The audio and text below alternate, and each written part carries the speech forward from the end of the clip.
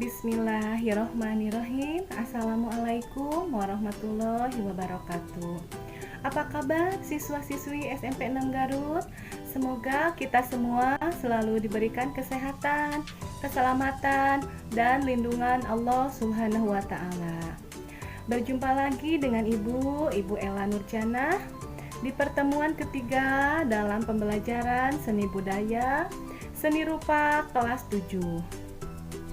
Marilah kita buka pembelajaran kali ini dengan ucapan Bismillahirrohmanirrohim. Untuk materi kali ini yaitu penerapan ragam hias pada bahan kayu. Bagaimana kalian? Masih mengingat materi sebelumnya? Materi sebelumnya yaitu tentang penerapan ragam hias pada bahan tekstil. Terima kasih bagi siswa-siswi yang telah mengerjakan tugas di minggu sebelumnya. Semoga kalian selalu semangat ya mengerjakannya. Bagi kalian yang belum mengerjakan, silahkan menyusul tugas-tugasnya melalui WA grup mata pelajaran masing-masing kelas ya.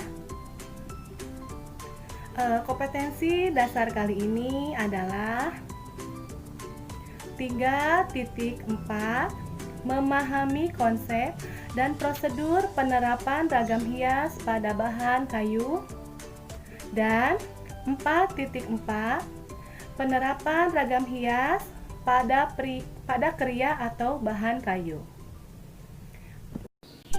Materi yang akan disampaikan kali ini kita akan mempelajari tentang penerapan ragam hias pada kayu.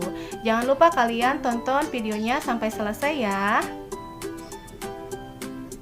Peta kompetensi pembelajaran. Di sini kita akan membahas penerapan ragam hias pada bahan kayu, meliputi teknik menggambar, teknik melukis, dan pengertian ragam hias pada bahan kayu.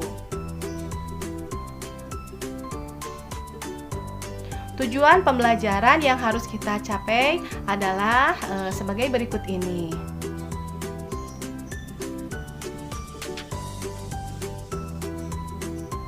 Ragam hias selain diterapkan pada tekstil, dapat juga dijumpai pada bahan kayu. Setiap etnis di Indonesia memiliki ragam hias pada kayu, pada kursi, tempat tidur, meja, dan benda kayu lainnya. Fungsi ragam hias tidak hanya untuk menambah keindahan atau estetika, tetapi memiliki simbol atau makna. Selain pada gambar berikut, di mana lagi kalian dapat menjumpai ragam hias pada bahan kayu? Penerapan ragam hias pada bahan kayu. Sejak masa lampau, kayu digunakan sebagai perabot rumah tangga, misalnya kursi, lemari, dan bahan bangunan lainnya, ya, seperti tiang, pintu, dan jendela. Banyak perabot kayu atau bagian bangunan tersebut diberi sentuhan ragam hias. Motif hias yang digunakan berupa motif tumbuhan, binatang, figuratif, dan geometris atau gabungan dari yang lainnya. Teknik penerapan boleh dengan mengukir atau menggambar atau gabungan dari keduanya. Selain digunakan sebagai hiasan, ada ragam hias pada benda-benda tersebut yang memiliki simbolis sesuai dengan kepercayaan atau agama. Beberapa daerah di Indonesia seperti Jawa, Sumatera, Kalimantan, Bali, Sulawesi, Papua memiliki ragam hias yang khas pada bahan kayu. Contoh penerapan ragam hias. Ragam hias diterapkan pada permukaan bahan kayu yang berbentuk bahan 2 atau 3 dimensi. Penerapan ragam hias pada bahan kayu ini dilakukan dengan menggambar atau mengukir. Penerapan ragam hias pada bahan kayu juga terdapat pada seni-seni daerah seperti tameng atau topeng. Ragam hias ini dikerjakan dengan cara digambar kemudian diberi warna. Teknik penerapan ragam hias pada bahan kayu. Penerapan ragam hias pada bahan kayu dapat dilakukan dengan cara mengukir atau menggambar atau gabungan keduanya. Mengukir dalam hal ini adalah membentuk tonjolan dan cekungan pada bagian bahan permukaan tertentu ya dengan menggunakan alat pahat. Alat untuk mengukir ragam hias di atas bahan kayu, alat utama untuk mengukir adalah pahat dan pemukul ya. Ada dua jenis mata pahat, yaitu mata pahat yang mendatar dan melengkung. Pahat terdiri atas 4 jenis ya, yaitu yang pertama bahat kuku atau bahat penguku.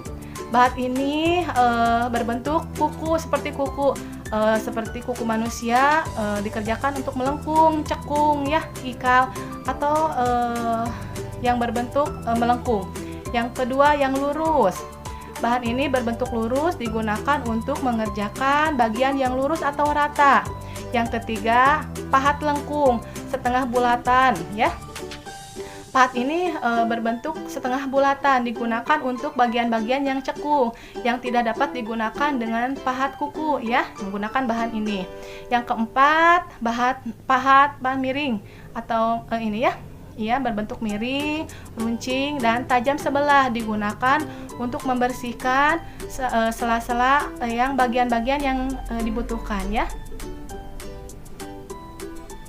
Pemukul. Alat pemukul digunakan untuk mengukir, biasanya digunakan untuk dari kayu ya, atau digunakan dari palu besi atau batu ya untuk pemukulnya. Yang kedua, menggambar ragam hias ukiran. Prosedur mengukir ragam hias pada kayu adalah sebagai berikut.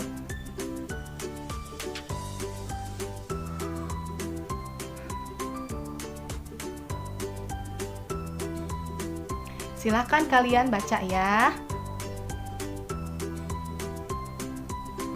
Contoh melukis ragam hias pada bahan kayu. Yang pertama, siapkan bahan dan alat melukis. Yang kedua, siapkan bahan kayu. Yang ketiga, buat rancangan gambar ragam hias pada kertas. Yang keempat, pindahkan gambar rancangan pada permukaan bahan kayu. Yang kelima, menerapkan cat untuk menyelesaikan gambar. Dan yang keenam, berikan lapisan vernis atau cat transparan pada permukaan cat kayu ya. Sampai di sini kalian sudah mengerti materinya. Silahkan untuk pertemuan kali ini kalian ringkas materi rangkumannya ya.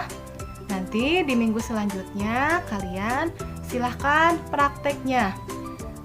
Sebelumnya kita tonton dulu ya bagaimana contoh praktek dalam pembuatan ragam hias pada bahan kayu.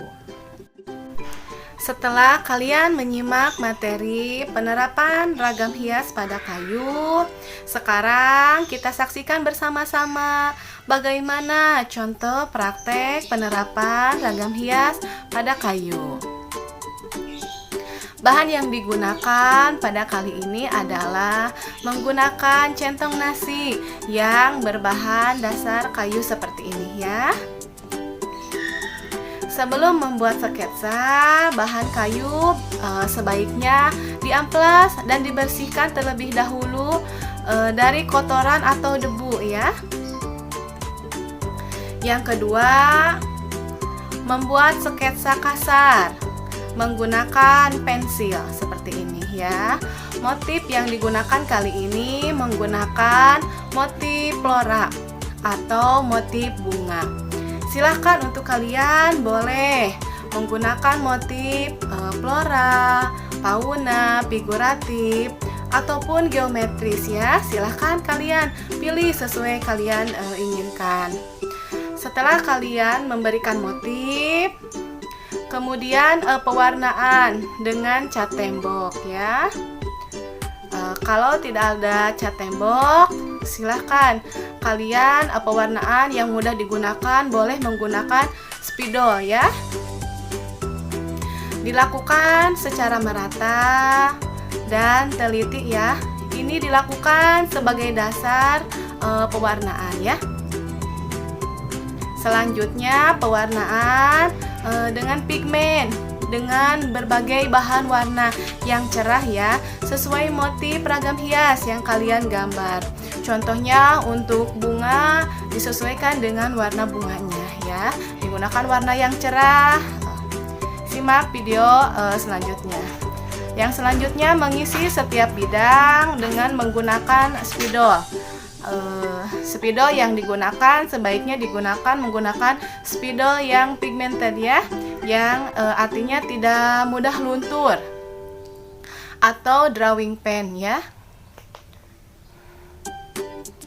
Selanjutnya kalian mengisi detail-detail setiap objek agar terlihat lebih menarik dan indah seperti ini ya. Silahkan kalian simak. Kemudian tahap terakhir atau finishing biasanya menggunakan pilok clear ya, atau pilok bening agar warnanya awet dan mengkilap ya. Seperti ini. Silahkan kalian boleh menggunakan bahannya dari kayu, boleh seperti ini ya, centong nasi contohnya, atau talenan, atau yang ada di rumah disebutnya papan potong ya, yang ada di rumah. Silahkan untuk kalian, silahkan selamat mencoba ya. Terima kasih pada kalian yang telah menyimak video pembelajaran kali ini. Sampai berjumpa lagi. Wassalamualaikum warahmatullahi wabarakatuh.